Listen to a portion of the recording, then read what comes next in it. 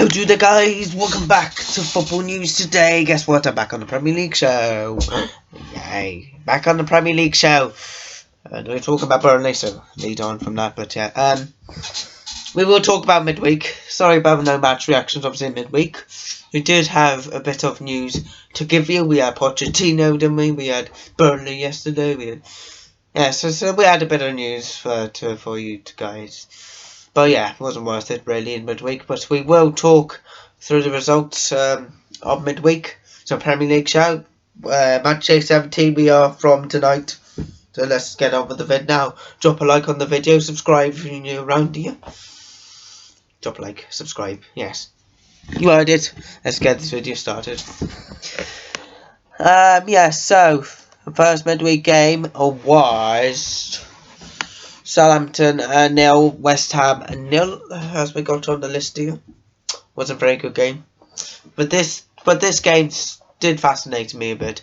It was Brighton 0, Arsenal 1. I thought Arsenal needed that win, and Brighton didn't do enough to beat them. I think did not do enough. West Brom 0. 5 games, wasn't it? So yeah, West Brom 0, Leeds 5. Leeds, you know, they did a good job there. Marcus Rashford, the hero, in Man United's 1-0 win over Wolves, and Liverpool just bottled it at the end on Wednesday night. So it wasn't very good whatsoever. So yeah, those are midweek results, and we will talk through the weekend's results starting from tonight, which we have got up. Everton vs West Ham. I told you Southampton vs West Ham weren't very good, but this one could be more entertaining. That's the first app. App is 5 tonight. Yes, app is 5. App is 5. Very good. App's 5. Very good.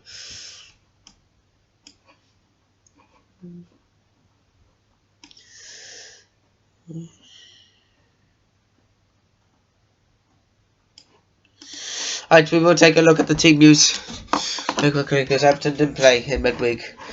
But I'm not sure if there's any confirmed team news, but we'll have a look.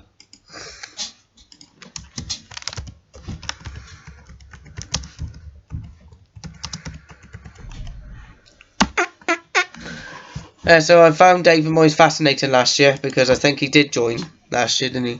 That was his first game in charge, I believe, back at his next spell. So obviously the Hammers picked up a point against Satan. It wasn't a very good game, but it ended up 0-0. So Everton are still without Fabian Delph, Alan and Lucas Digne, while James Rodriguez is also confirmed is not back for this game. But Richardson is a doubt, but may be rushed into action on account of the other absences. West Ham only injury worries Masuaku, so Dave Moyes will likely revert to his strongest side. The predicted lineup looks quite good. Jared Bowen still in contention to start. I literally love it. And the prediction for this one, if Everton have Richarlison fit, they should have pose problems. His backline and good edge, a tight game. And I do kind of agree with this one. And I will go for Everton 1, West Ham 0. But not really. You wouldn't really want a game like this. So I'm going for another dull draw because West Ham really against Southampton weren't good enough. So I'll go for Everton 1, West Ham 1. I'll be back in a minute. So I thought West Ham weren't that consistent against Southampton. I thought that was dreadful.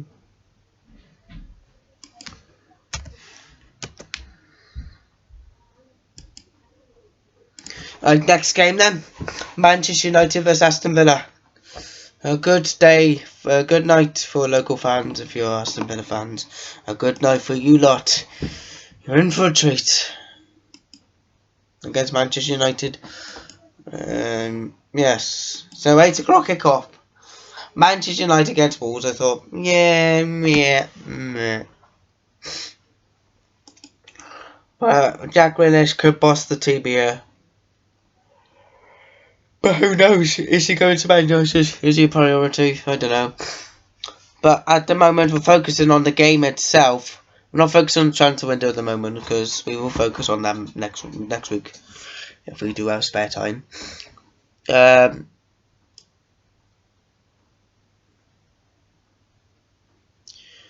they're interested in 100 million.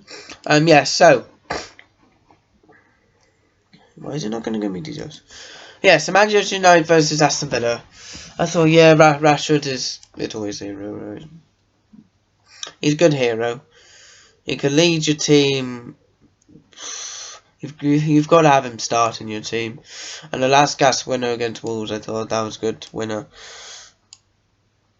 So team news. Villa, I think, are looking fit at the moment, but they shouldn't have too many worries going into this game. But it'll be interesting what this match will be like and how it goes, because Victor Lindelof is certainly a doubt for tonight's game with Villa.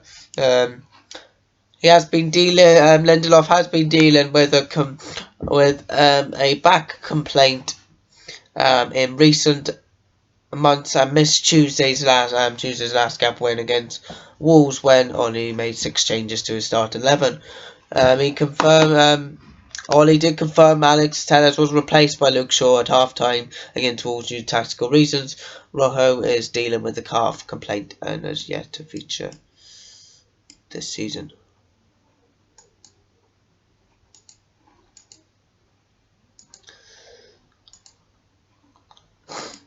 Also, Tyron Mings will return from suspension for this trip to Old Trafford. He missed the 1-1 draw at Chelsea after being sent off against Crystal Palace on Boxing Day. Ross Barkley is back in contention after her hamstring injury, having sat out the trip to parent club Chelsea, while Wesley and Trezeguet remain sidelined. So the prediction for this game, I don't think you'll worry too much. Man United beating Wolves is good 3 points. But why is the prediction, I wonder? No prediction here. But I would go for Manchester United 2, Villa 1. Because you know what Villa like this season. But I don't think Villa would mind losing. So I think I would go for quite a tight game again. But against Chelsea, I thought, yeah, it's not a bad game, but I think I will go for a very good win here. So next one is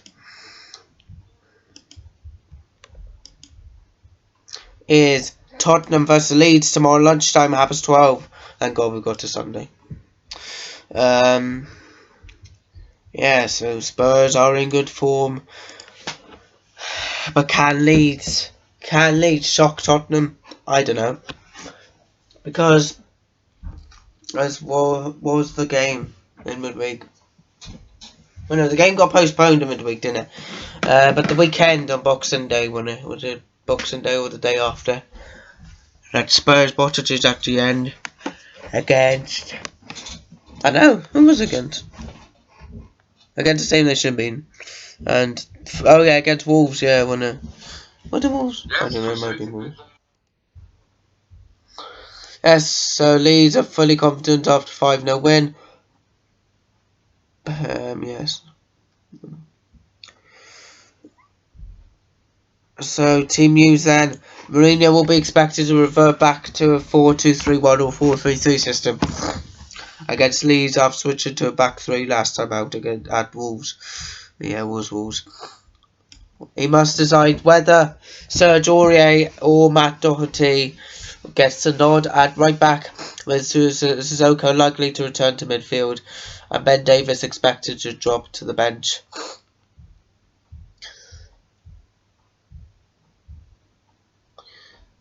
Either Lamella or Bergwijn will join Kane and Heung-min Son in attack, with Gareth Bale and Lo Celso both sidelined and Moura and Vinicius doubtful. So Leeds have a lengthy injury list with the likes of Berardi, Forshaw, Robin Koch and Diego all out. Liam Cooper is unlikely to return, while Klich was substituted with a knockout West Brom.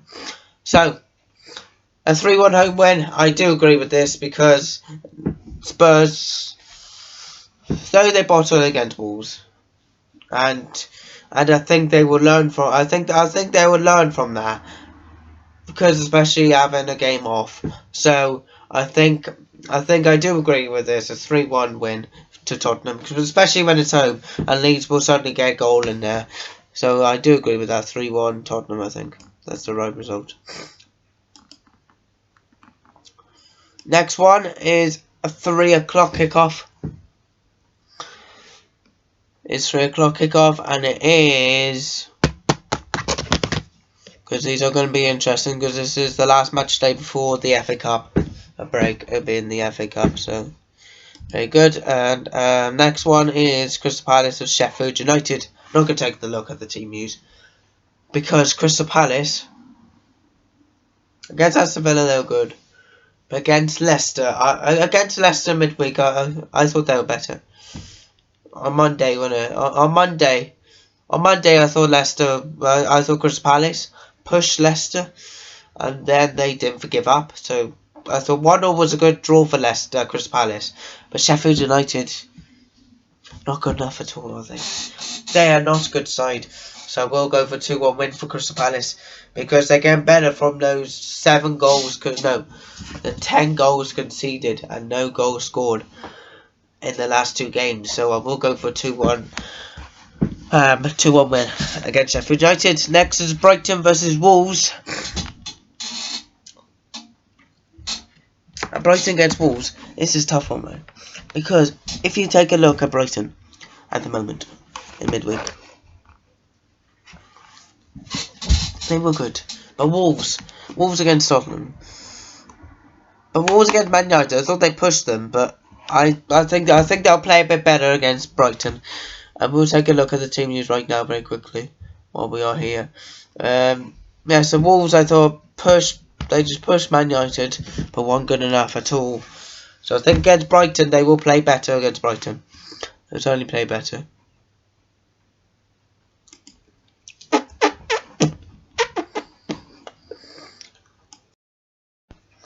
Yeah, so this could be a good game, because obviously Apple's 5 kick off tomorrow, and Wolves are likely to be without up to 4 players for the game against Brighton, with Willy Bowley and Dendoncker to recover in time for the clash.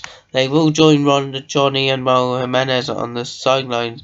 Johnny is stepping up his recovery from a serious knee injury and is on the verge of coming back, but the game against Brighton is likely to come too early. Jimenez attended the game versus Tottenham at Molineux last week after fracturing his skull in November. Brighton are expected to be without Lamptey, Escoredo and Doan for the match, but Lallana and Welbeck have a chance of returning for Graham Potter's men. The prediction for this, I'm not too worried, but I think I will go for the same as Spurs. 3-1 win for Wolves, I think. 3-1 win for Wolves, I think. I think they will park the bus easily. I think they'll play the normal Wolves. I think they'll play like they did against United. Next one is... Why do you keep referring to back to week 16? Is West Brom versus Arsenal. And West Brom versus Arsenal, I thought, let's get in there. Let's get in there for Arsenal. Let's go for 3-0 win, because Arsenal are they're just like a team where beating Chelsea, beating Brighton. I thought, oh yeah, that's fine. That's fine, weighing up. But then against West Brom, they should be going for the same team, but 3-0 win should be it. Next one, Burnley versus Fulham. A 12 o'clock kickoff on the Sunday. And who knows what this match might turn out as Fulham London derby. You have a game off. But against Southampton, nah. Burnley, I think Burnley were good enough in midweek. Yeah, because Burnley being Sheffield United in midweek, perfect. But they're good enough to beat Fulham probably. 2-1 win to Burnley. X1 Newcastle versus Leicester City. Big one here for Newcastle, because they face it tough, because 0-0 against Liverpool, and I'm not too sure how tough it will be for Newcastle for this one.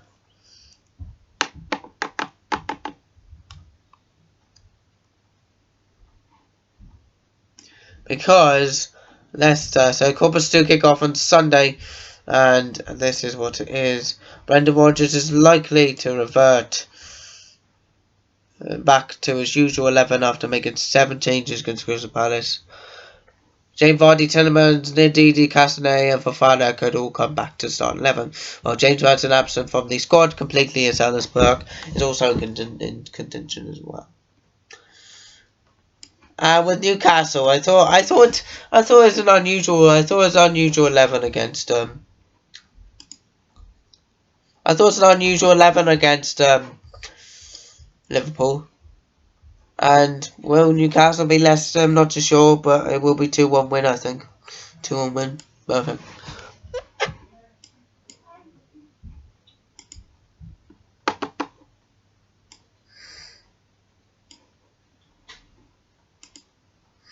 Okay. Next one is.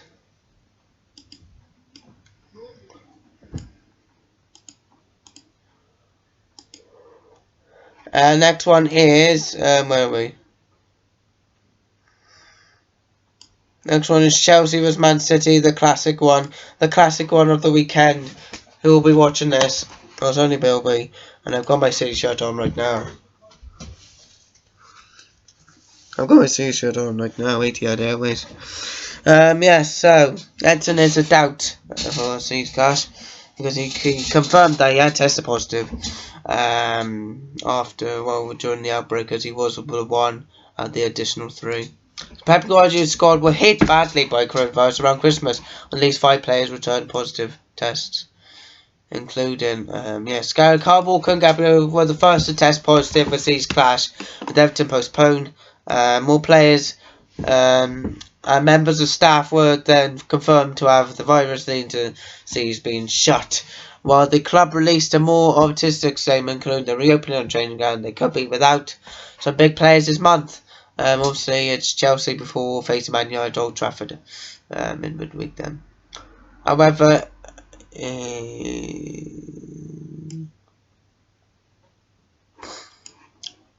so Everton is a doubt, and I thought a big impact on the virus here, and Chelsea should be fair, right? And I think Havertz got returned to the start 11, but I think Chelsea 1, City 3. Chelsea are easily don't know what the hell's happened to them in the last couple of games and played well whatsoever. Next one, Talante vs Liverpool. Liverpool, their front 3, man, against Newcastle. They bolted it again. Right? West Brom. What's going to happen? Is this title race going to go mad? I don't know. Is this title race going to go mad? Talante against Liverpool.